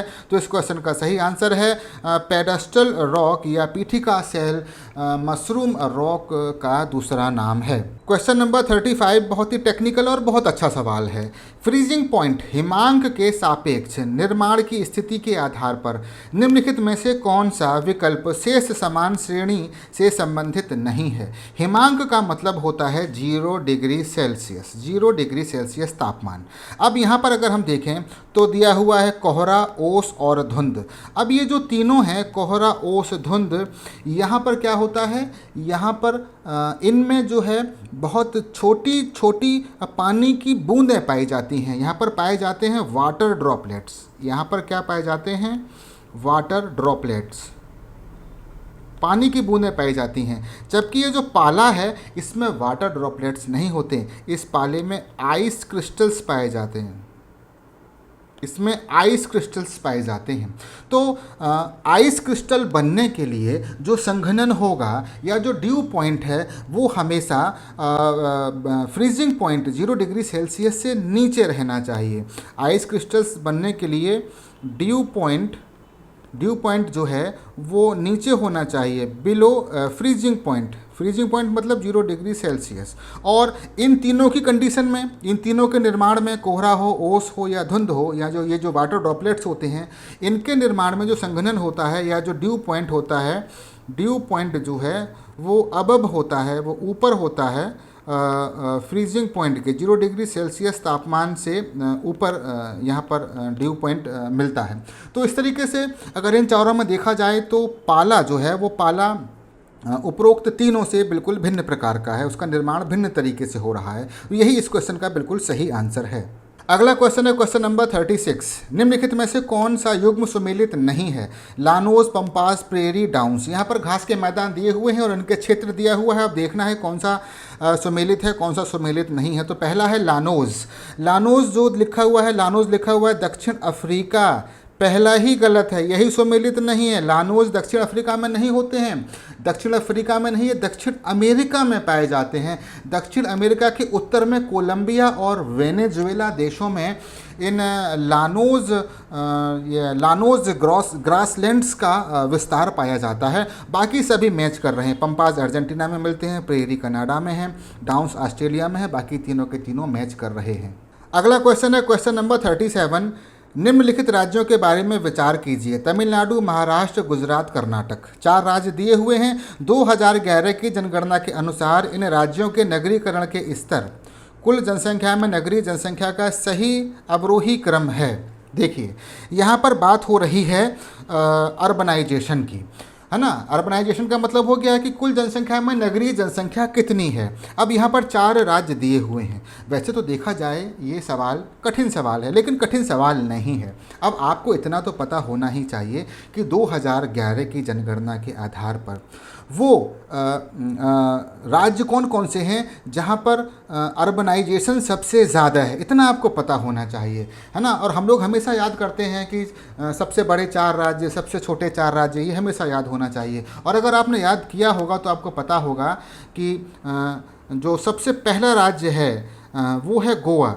यहाँ पर अन्य राज्यों की तुलना में सबसे ज़्यादा अर्बनाइजेशन पाया गया था 2011 की जनगणना के अनुसार। गोवा के बाद स्थान आता है तमिलनाडु का। गोवा के बाद स्थान आता है तमिलनाडु का। तीसरा तमिलनाडु के बाद स्थान आता है केरल का, और केरल के बाद चौथा स्थान आता है महाराष्ट्र का। हम लोगों ने भी हमेशा इसी तरीके से याद किया है। हम लोग कोई भी घटना होती है, कोई भी फिनोमिना है, उसके शुरुआत के 5-6 राज्य याद कर लेते हैं, लास्ट के 5-6 राज्य याद कर लेते हैं। अब ज़रा इस क्वेश्चन को देखिए। यहाँ पर सबसे ज़्यादा अगर यहाँ पर देखा जाए तो तमिलनाडु और महाराष्ट्र दिए हुए हैं। तो तमिलनाडु में सबसे ज़्यादा अर्बनाइजेशन है नंबर 1, उसके बाद महाराष्ट्र में है नंबर 2। अब रह गया गुजरात और कर्नाटक। अब इन दोनों को छोड़ देते हैं। अब जरा अपने ऑप्शंस को देख लेते हैं, क्या ऑप्शन में पहला और दूसरा, फर्स्ट एंड सेकंड कहीं पर दिया हुआ है। तो अगर हम देखें ऑप्शन ए में फर्स्ट और सेकंड लिखा हुआ है और यही इस क्वेश्चन का सही आंसर है। तो सवाल कठिन नहीं है, आपने सही तरीके से पढ़ाई की है या नहीं की है, इसका टेस्ट यहाँ पर किया जा रहा है। अगला क्वेश्चन है क्वेश्चन नंबर 38। ये एक कठिन सवाल है, ये एक कठिन सवाल है। पहले इसको ज़रा समझते हैं क्या है। निम्नलिखित दक्षिण पूर्वी एशिया के देश, यहाँ पर दक्षिण पूर्वी एशिया के 4 देश दिए हुए हैं। को उनकी जनसंख्या के अवरोही क्रम में, घटते हुए क्रम में हमको सजाना है। अब ये एक कठिन सवाल है, टीजीटी के स्तर पर ये कठिन सवाल है। और वैसे तो अगर आपके टीचर ने अगर आपको पढ़ाया होगा तो बताया भी होगा कि दक्षिण पूर्वी एशिया के जो देश हैं ये याद भी होना चाहिए, क्षेत्रफल के आधार पर भी याद होने चाहिए, जनसंख्या के आधार पर भी याद होने चाहिए। इसी तरीके से दक्षिण एशिया के जो देश हैं उनको भी क्षेत्रफल के आधार पर आपको याद रखना चाहिए। मैंने एक PYQ कराया था अभी कुछ दिनों पहले, उसमें मैंने एक क्वेश्चन कराया था और मैंने पूछा था कि नेपाल श्रीलंका से बड़ा है या श्रीलंका नेपाल से बड़ा है या बांग्लादेश, ये तीनों देश थे। तो मैंने एरिया के आधार पर इनका एक क्रम पूछा था। तो ऐसा कोई भी क्रम पूछा जा सकता है, यहाँ पर जनसंख्या के आधार पर पूछ लिया गया है। अब अगर आपने इसको पढ़ा है तो ठीक है, नहीं तो फिर तो इसमें गैस करना बड़ा मुश्किल है, तुक्का मारना बहुत ज़्यादा मुश्किल है। लेकिन चलिए फिर भी मैं इसका आपको मैं सही आंसर बता देता हूँ कि ये जो वियतनाम है, यहाँ की जनसंख्या है लगभग 100 मिलियन के आसपास, थाईलैंड की जनसंख्या है 71 मिलियन के आसपास, फिलीपींस की जनसंख्या है 119 मिलियन के आसपास और म्यांमार की जनसंख्या है मात्र 54 मिलियन के आसपास। अब इस क्रम को अगर देखा जाए तो इस घटते हुए क्रम में हमको इनको अरेंज करना है, तो ऑप्शन बी इसका सही आंसर होगा। अगला क्वेश्चन है क्वेश्चन नंबर 39। दक्षिणी गोलार्ध में जिस जलवायु क्षेत्र का लगभग अभाव पाया जाता है वह कौन सी है? यहाँ पर 4 प्रकार के जलवायु दी हुई हैं और पूछा जा रहा है कि दक्षिणी गोलार्ध में इन चारों प्रकार के जलवायु में से कौन सी जलवायु नहीं पाई जाती। तो आपको पता होगा टैगा जलवायु नहीं पाई जाती है। बहुत ही आसान सवाल है, TGT लेवल का सवाल है ये। अगला क्वेश्चन है क्वेश्चन नंबर 40। पेट्रोलियम के लिए प्रसिद्ध खानाक्विन तेल क्षेत्र किस देश में स्थित है? हर बार ये तेल क्षेत्र पूछा जा रहा है, कोई ना कोई तेल क्षेत्र पूछ ही लिया जाता है, इस बार भी पूछा गया है। तो ये जो खानाक्विन ऑयल फील्ड है ये इराक में स्थित है। अगला क्वेश्चन है क्वेश्चन नंबर 41। निम्नलिखित में से कौन सा एक वृक्ष अन्य 3 से भिन्न है? ये कठिन सवाल है। यहाँ पर 4 प्रकार के पेड़ दिए हुए हैं, आयरनवुड, रोजवुड, रेडवुड और आबनूस। अब इन चारों में से कोई एक ऐसा है जो कि 3 से भिन्न प्रकार का है। तो इस क्वेश्चन का जो सही आंसर है वो मैं आपको बता देता हूँ कि ये जो रोजवुड होता है ये एक कोनिफेरस ट्री है। इसकी जो पत्तियां होती हैं वो सुई की तरह होती हैं। बाकी आयरनवुड, रेडवुड और आबनूस की पत्तियां जो हैं वो चौड़ी पत्तियां होती हैं। तो इस तरीके से इस क्वेश्चन का जो सही आंसर है वो है ऑप्शन बी, रोजवुड। अगला क्वेश्चन है क्वेश्चन नंबर 42। कोपेन जलवायु वर्गीकरण के अनुसार निम्नलिखित में से किस क्षेत्र में भूमध्य सागरीय जलवायु नहीं पाई जाती है? जब मैं लाइव क्लास लेता हूँ, क्वेश्चन सॉल्व कराता हूँ, हमेशा भूमध्य सागरीय जलवायु पर एक ना एक क्वेश्चन ज़रूर बताता हूँ। इसमें से क्वेश्चन पूछा जाता है और इस बार भी पूछा गया है और ये TGT लेवल का क्वेश्चन है। अगर देखा जाए तो मध्य चिली में भूमध्य सागरीय जलवायु पाई जाती है, मध्य कैलिफोर्निया में भी पाई जाती है, दक्षिण पश्चिम ऑस्ट्रेलिया में भी पाई जाती है, लेकिन भूमध्य सागरीय जलवायु दक्षिणी चीन में नहीं पाई जाती है और यही इस क्वेश्चन का सही आंसर है, ऑप्शन बी। अगला क्वेश्चन है क्वेश्चन नंबर 43। बहुत ही आसान सवाल है, बहुत ही अच्छा सवाल है। 1 लाइनर क्वेश्चन है। भूकंप अधिकेंद्र से 145 डिग्री से परे, 145 डिग्री के बियॉन्ड भूकंप लेखी स्टेशनों में कौन सी भूकंपीय तरंगें दर्ज की जाती हैं? तो बहुत ही आसान सवाल है। 145 डिग्री के बाद सिर्फ और सिर्फ P वेव्स ही दर्ज की जा सकती हैं। अगला क्वेश्चन है क्वेश्चन नंबर 44।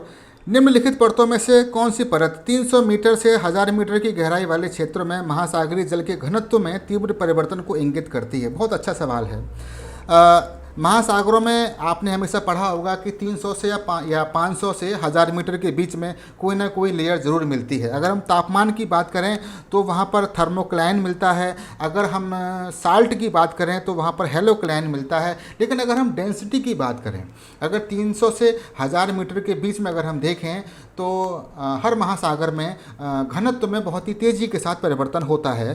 तो ये जो घनत्व में परिवर्तन वाली ये जो लेयर है 300 से 1000 मीटर के बीच में या 500 से 1000 मीटर के बीच में, इस लेयर को बोला जाता है पिक्नोक्लाइन। ऑप्शन डी इस क्वेश्चन का बिल्कुल सही आंसर है। अगला क्वेश्चन है क्वेश्चन नंबर 45। यदि समोच्च रेखाओं कंटूर लाइंस के बीच क्षैतिज तुल्यांक हॉरिजॉन्टल इक्विवेलेंट एच ई अधिक है तो यह क्या दर्शाता है। देखिए, अगर कहीं पर कंटूर लाइन दी हुई है, इस तरीके से कंटूर्स बने हुए हैं, इस तरीके से कंटूर्स बने हुए हैं, तो यहाँ पर क्षैतिज तुल्यांक का मतलब सिर्फ आप इतनी बात समझिए कि इन कंटूर लाइंस के बीच की दूरी, ये जो कंटूर लाइंस हैं इनके बीच की दूरी अगर अधिक है, यहाँ पर कहा जा रहा है कि जैसे यहाँ पर मैंने दिखाया, मैं एक कंटूर लाइन यहाँ पर भी दिखाता हूँ, एक ये है, एक ये है, एक ये है। अगर यहाँ पर भी हम ये हॉरिजॉन्टल इक्विवेलेंट या क्षैतिज तुल्यांक बनाएं, कहने का मतलब ये करें इन दोनों के बीच की दूरी यहाँ पर देखें, यहाँ पर तो पहले वाले फिगर की तुलना में दूसरे वाले फिगर में जो है जो हॉरिजॉन्टल डिस्टेंस है बिटवीन टू कंटूर लाइंस वो बहुत ज़्यादा है। कहने का मतलब क्षैतिज तुल्यांक ज़्यादा है। इसका मतलब क्या है? इसका मतलब क्या है? देखिए, कंटूर लाइन से हमको क्या पता चलता है? हमको पता चलता है समुद्र तल से ऊंचाई। अब अगर कंटूर लाइंस दूर दूर होंगी, अगर कंटूर लाइंस दूर दूर होंगी तो कहने का मतलब है कि ऊंचाई में परिवर्तन बहुत मंद गति से हो रहा है। कहने का मतलब है कि ढाल क्या है? ढाल मंद है। तो यदि समोच्च रेखाओं के बीच क्षैतिज तुल्यांक हॉरिजॉन्टल इक्विवेलेंट अधिक है तो यह मंद ढाल को दर्शाता है। अगला क्वेश्चन है क्वेश्चन नंबर 46। बहुत ही आसान सवाल है। उत्तरी गोलार्ध में ध्रुवीय पवनें, ये जो पोलर विंड्स होती हैं नॉर्दर्न हेमिस्फीयर में, उनकी डायरेक्शन पूछ रहा है। तो आपको पता होगा कि वो इस तरीके से मूव करती हैं, उत्तर पूर्व से दक्षिण पश्चिम की ओर। तो इस क्वेश्चन का सही आंसर है ऑप्शन ए। अगला क्वेश्चन है क्वेश्चन नंबर 47। विश्व को 24 मानक समय क्षेत्रों टाइम जोन में विभाजित किया गया है। मतलब पृथ्वी जो है 360 डिग्री घूमती है, 24 घंटे में घूमती है। आप इस लाइन का मतलब ये समझिए। तो प्रत्येक समय क्षेत्र में, प्रत्येक टाइम जोन में कितने डिग्री देशांतर को कवर करता है? यहाँ पर देखिए, मैं आपको बहुत ही सिंपल तरीके से इसको समझा दूँ कि अगर हमारे पास 24 टाइम जोन है, हमारे पास कितने टाइम जोन हैं? हमारे पास 24 टाइम जोन है। 24 टाइम जोन से अगर पृथ्वी गुजरती है या पृथ्वी पूरा सर्किल कवर कर रही है तो कितना डिग्री घूमती है? 360 डिग्री पृथ्वी घूमती है। तो एक टाइम जोन की अगर हम बात करें, सिंपल एक ही टाइम जोन की अगर हम बात करें तो ये कितने डिग्री घूमेगी? 360/24 मतलब 15 डिग्री। 15 डिग्री लॉन्गिट्यूड्स या देशांतर को कवर करता है और यही इस क्वेश्चन का बिल्कुल सही आंसर है। अगला क्वेश्चन, क्वेश्चन नंबर 48। ये एक मैपिंग का क्वेश्चन है। अगर आपने ऑस्ट्रेलिया की मैपिंग अच्छे से की हुई है तो इस क्वेश्चन को आप बहुत आसानी से सॉल्व कर सकते हैं। ऑस्ट्रेलिया में कौन सा शहर क्वींसलैंड का औद्योगिक केंद्र है? क्वींसलैंड का औद्योगिक केंद्र है और इप्सविच कोयला क्षेत्र के पास स्थित है। तो सबसे पहले तो मैं आपको ऑस्ट्रेलिया का एक मैप यहाँ पर बनाकर दिखाता हूँ। आप इस ऑस्ट्रेलिया के मैप से अगर आपने मैप की स्टडी की है तो आपको पता होगा कि जो क्वींसलैंड राज्य है वो इस जगह पर है। ये है क्वींसलैंड राज्य, ये है क्वींसलैंड राज्य। और यहाँ पर इस जगह पर ब्रिस्बेन स्थित है, यहाँ पर स्थित है ब्रिस्बेन। अगर आपको नहीं भी पता है तो बाकी के 3 आपको पता होने चाहिए, क्योंकि बाकी के 3 जो नगर हैं वो बहुत इंपॉर्टेंट हैं। जैसे पर्थ यहाँ पर है, पर्थ इस जगह पर है, मेलबर्न इस जगह पर है, इस जगह पर मेलबर्न है, और मेलबर्न के उत्तर पश्चिम में इस जगह पर एडिलेड स्थित है। अगर आप मैपिंग अगर आपने पढ़ी है, अगर आपने मैपिंग सही की है तो इप्सविच कोयला क्षेत्र से कोई मतलब नहीं है। अगर आप देख लें कि इन चारों में से कौन क्वींसलैंड राज्य में आ रहा है या कौन से 3 नहीं आ रहे हैं, तो भी आप तुक्का लगा के इसका आंसर आप बता सकते हैं। तो इस क्वेश्चन का सही जो आंसर है वो है ब्रिस्बेन। और ये जो ब्रिस्बेन है वो क्वींसलैंड का एक प्रमुख इंडस्ट्रियल सेंटर है, और ये इसलिए इंडस्ट्रियल सेंटर बना हुआ है क्योंकि ये इप्सविच कोयला क्षेत्र के पास में स्थित है। अगला क्वेश्चन है क्वेश्चन नंबर 49। पश्चिमी घाट में स्थित इंदिरा गांधी राष्ट्रीय उद्यान का विशिष्ट वनस्पति स्वरूप क्या है? देखिए, सबसे पहले तो इस इंदिरा गांधी राष्ट्रीय उद्यान से संबंधित मैं आपको 2-3 और भी जानकारियां दे दूं। देखिए, ये जो इंदिरा गांधी राष्ट्रीय उद्यान है, सबसे पहले तो ये क्लियर हो गया कि ये पश्चिमी घाट में स्थित है, पूर्वी घाट में स्थित नहीं है। ये भी क्वेश्चन आपसे पूछा जा सकता है। और ये तमिलनाडु में 2 जिले कोयम्बटूर और तिरुप्पुर जिले की अन्नामलाई पहाड़ियों पर स्थित है। ये जो इंदिरा गांधी राष्ट्रीय उद्यान है ये तमिलनाडु के कोयम्बटूर और तिरुप्पुर जिले की अन्नामलाई पहाड़ियों पर स्थित है। और इस इस उद्यान को पहले अन्नामलाई वन्य जीव अभयारण्य भी कहा जाता था।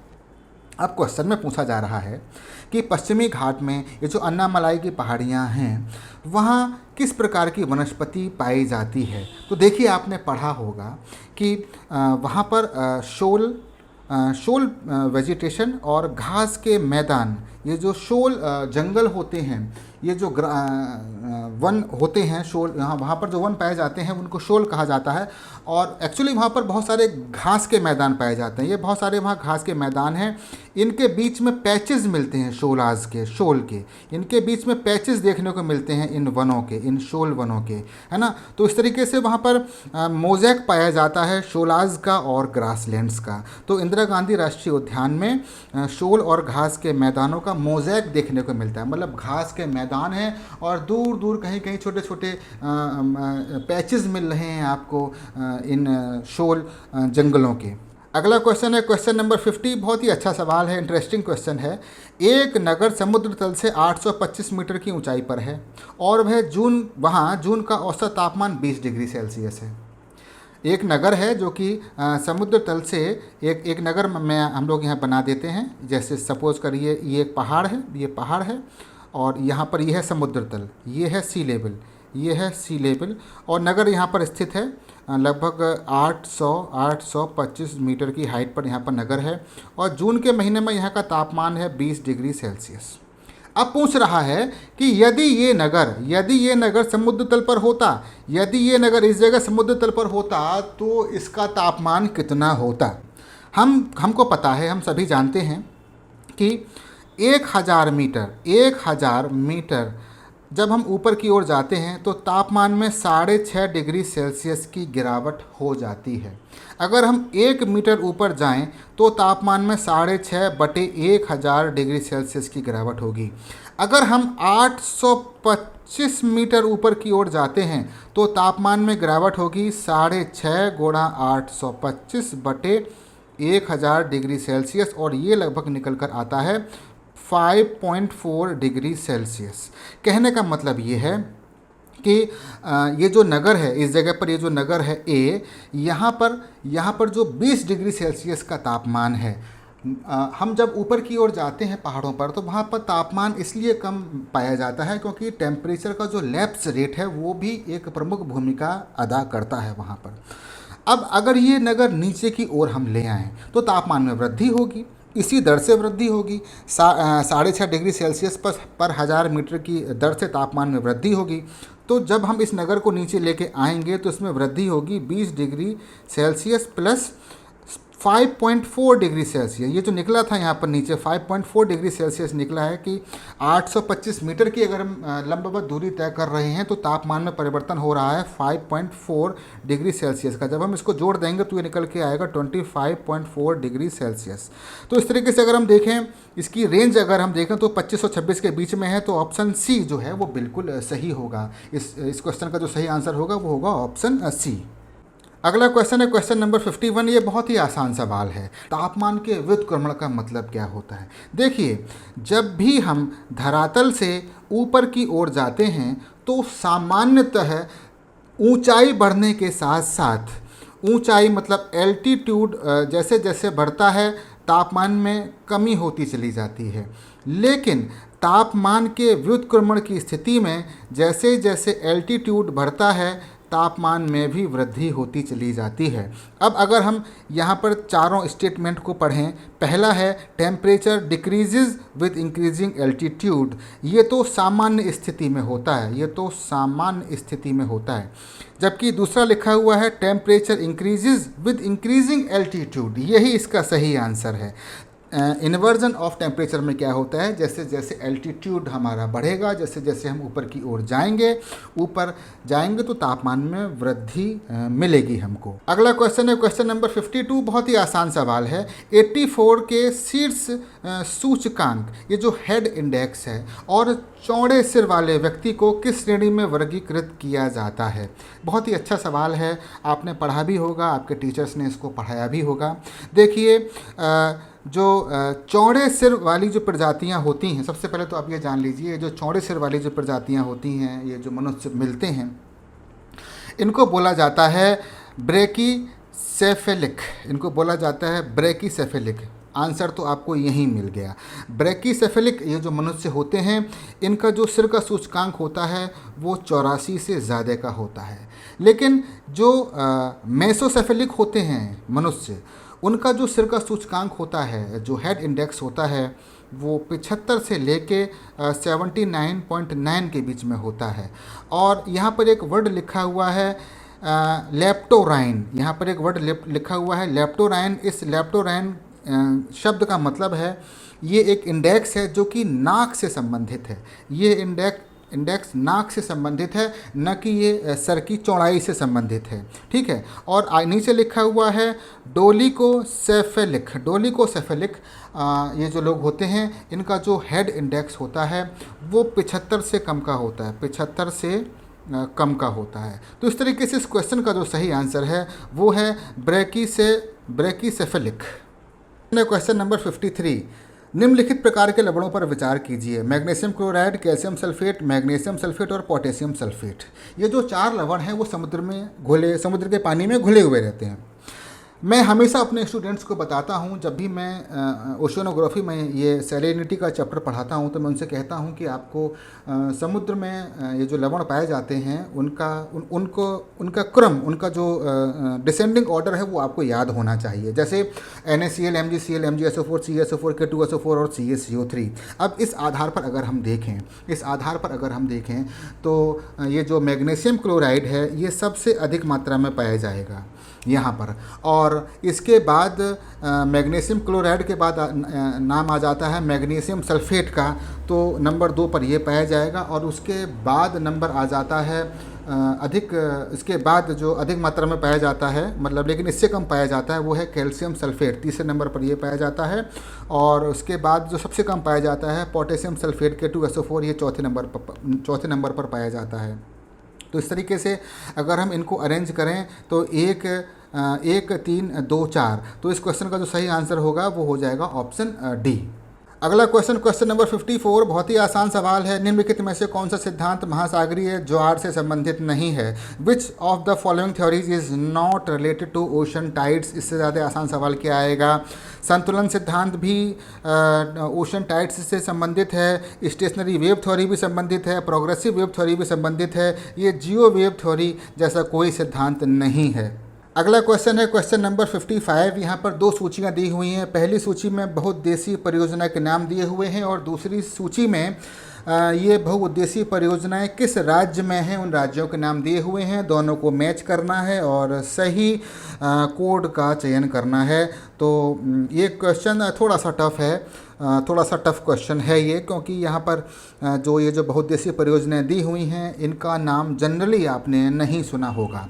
तो इस तरीके से मैं आपको बता दूं कि ये जो कालेश्वरम ये जो बहुउद्देशीय परियोजना है ये तेलंगाना में है, भवानी सागर तमिलनाडु में है, घाटघर महाराष्ट्र में है और कल्पसर ये जो बहुउद्देशीय परियोजना है ये गुजरात में है। और अगर सही कूट की अगर हम बात करें तो इसका ऑप्शन सी बिल्कुल सही होगा। अगला क्वेश्चन है क्वेश्चन नंबर 56। बहुत ही आसान सवाल है। स्टॉप एंड गो डिटर्मिनिज्म का दर्शन क्या बताता है? अगर आप इन चारों को पढ़ेंगे तो इन चारों में जो सबसे लास्ट में दिया हुआ है ऑप्शन डी, मनुष्य विकास की गति को बदल सकता है लेकिन प्रकृति द्वारा निर्धारित दिशा को नहीं। ये जो स्टेटमेंट है, ये जो फिलॉसफी है स्टॉप एंड गो डिटर्मिनिज्म की, ये स्टेटमेंट उस फिलॉसफी को पुष्ट करता है, उसके बारे में बताता है। अगला क्वेश्चन है क्वेश्चन नंबर 57। अच्छा सवाल है। अक्षय प्रावार वेदरिंग मेंटल की गहराई का किसके लिए एक कारकों के रूप में उल्लेख किया जाता है? तो सबसे पहले तो ये पता होना चाहिए कि ये वेदरिंग मेंटल अक्षय प्रावार होता क्या है। देखिए, ये जो है ढीली पड़ी हुई चट्टानों के टुकड़े और मिट्टी होती है जिसने नीचे के बेड रॉक को ऊपर से ढक रखा है। It is loose weathered rocks and soil that cover bedrock. तो कहने का मतलब है एक रेगोलिथ की तरह है ये। और अगर इन चारों ऑप्शंस में देखा जाए तो इस रेगोलिथ का जो प्रमुख काम होता है जिससे कि मिट्टी का निर्माण होता है, ये उस क्षेत्र के रीजनल बायोम्स और बायोडाइवर्सिटी को प्रभावित करता है, और यही इस क्वेश्चन का बिल्कुल सही आंसर। अगला क्वेश्चन है क्वेश्चन नंबर 58। बहुत आसान सवाल है। किन अक्षांशों में महासागरीय जल में लवणता सबसे अधिक पाई जाती है? बहुत ही आसान सवाल है। 20 डिग्री से 40 डिग्री अक्षांशों के मध्य लवणता सबसे अधिक मिलती है। अगला क्वेश्चन है क्वेश्चन नंबर 59। निम्नलिखित प्रतीक चिन्हों में से किसका प्रयोग भारत के मौसम मानचित्र पर शांत वायु को दर्शाने के लिए किया जाता है? भारत के जो वेदर मैप्स होते हैं, जो मौसम मानचित्र होते हैं, उन वहाँ पर शांत वायु को दिखाने के लिए, दर्शाने के लिए किस सिंबल का प्रयोग किया जाता है, ये बताना है। तो मैं आपको बता दूं कि भारत के जो वेदर मैप होते हैं वहाँ पर किसी स्थान पर शांत वायु को दर्शाने के लिए इस सिंबल का यूज़ किया जाता है। ये सिंबल, ये जो सिंबल है, और ये सिंबल ऑप्शन सी में दिया हुआ है। ये क्वेश्चन प्रैक्टिकल ज्योग्राफी का क्वेश्चन है, और ये जो सिंबल है, ये जो सिंबल्स दिए हुए हैं, ये आपको कोई भी आपके पास अगर प्रैक्टिकल ज्योग्राफी की बुक है, उसमें अगर वेदर मैप दिया हुआ है, जैसे जेपी शर्मा की बुक में दिया हुआ है, तो वहाँ पर आपको ये सिंबल्स देखने को आपको मिल जाएंगे। अगला क्वेश्चन है क्वेश्चन नंबर 60। यदि मुख्य भूमि और समुद्र पार क्षेत्रों दोनों पर विचार किया जाए तो निम्नलिखित में से किस देश में समय क्षेत्रों की संख्या सबसे अधिक है? यूके, फ्रांस, रूस और संयुक्त राज्य अमेरिका। ठीक ऐसा ही क्वेश्चन 2 साल पहले आईएएस की प्री परीक्षा में पूछा गया था। ठीक ऐसा ही क्वेश्चन, और इस क्वेश्चन का जो सही आंसर है वो है फ्रांस। फ्रांस की मुख्य भूमि और जो समुद्र पार के क्षेत्र, अगर दोनों पर अगर हम विचार करते हैं तो फ्रांस में सबसे ज़्यादा टाइम जोन देखने को मिलते हैं। अगला क्वेश्चन है क्वेश्चन नंबर 61। ब्राज़ील के धातु कर्म केंद्र मेटलर्जिकल सेंटर के रूप में किस शहर की पहचान की गई है, जिसे मिनास गेराइज के समृद्ध खनिज संसाधनों से लाभ मिलता है? ब्राज़ील का एक राज्य है जिसका नाम है मिनास गेराइज। यहाँ पर दिया हुआ इस क्वेश्चन में मिनास गेराइज ब्राज़ील का एक राज्य है। यहाँ पर बहुत अधिक मात्रा में ओर्स मिलते हैं, आयरन ओर मिलते हैं, जिसके कारण इसी राज्य में एक नगर है, एक प्रमुख केंद्र है जिसका नाम है बेलो हॉरिजोंटे। यहाँ पर मेटलर्जिकल इंडस्ट्रीज़ की स्थापना की गई है। तो इस तरीके से इस क्वेश्चन का जो सही आंसर है वो है ऑप्शन डी, बेलो हॉरिजोंटे। अगला क्वेश्चन है क्वेश्चन नंबर 62। ये भी एक मैपिंग का ही क्वेश्चन है। निम्नलिखित में से कौन सा हॉटस्पॉट अपने भौगोलिक क्षेत्र के साथ गलत रूप से युग्मित है? अब आप हॉट स्पॉट देखकर कंफ्यूज मत होइए, ये भी एक मैपिंग का ही क्वेश्चन है। जरा इसको जरा पढ़ते हैं फिर आगे समझते हैं। पश्चिमी घाट जो हॉट स्पॉट है वो भारत में है, ये बात तो बिल्कुल सही है, बिल्कुल सही से मैच कर रहा है। क्वींसलैंड ऑस्ट्रेलिया में है, ये बात भी सही है। अब जरा इसको ध्यान से देखिएगा। ऊपरी गिनी वन पूर्वी अफ्रीका में, देखिए जो गिनी है, जो गिनी देश है अफ्रीका में, वो कहाँ पर स्थित है पहले आपको ये पता होना चाहिए। देखिए मैं अफ्रीका का एक चित्र बना देता हूँ। यहाँ पर ये अफ्रीका है, और ये जो गिनी देश है वो यहाँ पर स्थित है। यहाँ पर गिनी है इस जगह पर, जबकि यहाँ पर लिखा हुआ है पूर्वी अफ्रीका। ऊपरी गिनी वन जो है पश्चिमी अफ्रीका में है। तो यही गलत रूप से मैच कर रहा है, यही गलत रूप से है। जबकि सिंहराज वन श्रीलंका में मिलते हैं, ये बात बिल्कुल सही है। तो इस तरीके से इस क्वेश्चन का जो सही आंसर है, जो हॉट स्पॉट अपने भौगोलिक क्षेत्र के साथ सही रूप से युग्मित नहीं है, वो है ऊपरी गिनी वन। अगला और अंतिम क्वेश्चन है क्वेश्चन नंबर 63। पृथ्वी के वास्तविक ज्यामितीय आकार को क्या कहा जाता है? बहुत ही आसान सवाल है। पृथ्वी का जो आकार है, जो वास्तविक जो ज्यामितीय आकार है, वो होता है ऑबलेट स्फेरॉइड प्रकार का। तो इस तरीके से इस क्वेश्चन का सही आंसर है ऑप्शन ए। तो इस तरीके से आज मैंने इस वीडियो लेक्चर के माध्यम से टीजीटी सोशल साइंस के पेपर में ज्योग्राफी के 63 क्वेश्चंस के बिल्कुल सही और सटीक आंसर आपको बताए। मैंने आपको मैपिंग भी कराई है, और इसी तरीके से आप मैपिंग भी किया करिए। पेपर का स्टैंडर्ड अच्छा था। टीजीटी मतलब जिस तरीके से टीजीटी के पहले के पेपर्स आया करते थे, उस तरीके से देखा जाए तो ये पेपर ऊपर के लेवल का पेपर है। अभी देखिए मैंने आपको बताया कि एक क्वेश्चन जो है अभी 2 साल पहले आईएएस के पेपर में आया, कुछ क्वेश्चन ऐसे थे जैसे कि यूजीसी नेट के पेपर में पूछे जाते हैं। लेकिन कोई बात नहीं, कंपटीशन तो कंपटीशन होता है। अगर पेपर कठिन है तो सभी के लिए कठिन है, आसान है तो सभी के लिए आसान है। और मैं तो हमेशा यही बात कहता हूँ कि जब जब पेपर कठिन आता है तो सिलेक्शन के चांसेस ज़्यादा बढ़ जाते हैं। बस हमको धैर्य रखना चाहिए, हमको अपने ऊपर कंट्रोल रखना चाहिए उस परीक्षा के दौरान। फिर मिलेंगे किसी एक नई वीडियो में। धन्यवाद।